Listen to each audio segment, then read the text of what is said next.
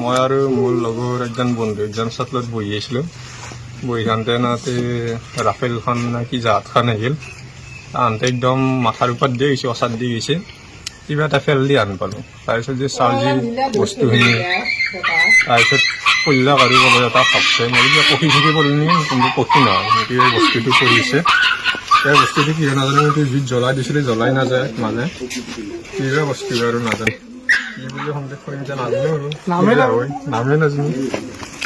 পেলাই দিছে আৰু পেলাই দিয়া দেখিছোঁ কিন্তু কি পেলাই দিছিল পিছত তলত পৰান্তে গম পালোঁ আৰু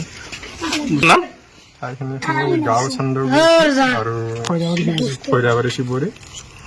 ঘৰতে হৈছে এইটো মোৰ দেউতাৰে ঘৰ গফুৰাৰে ঘৰত কৰিছে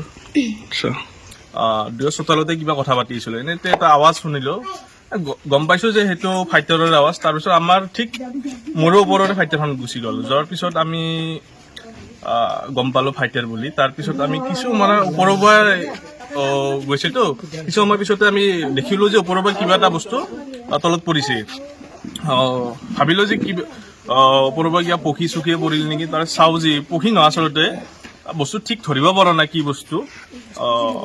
কিবা মানে চৰাইৰ পাখিৰ দৰে কিন্তু চৰাইৰ পাখি নহয় এইটো তাৰপিছত মই বন্ধুক ক'লোঁ যিটো জুই লগাই দিয়া ভাল হ'ব পিছত সি কিবা এটা ব্যৱস্থা কৰিলে কিন্তু পুৰা নগ'ল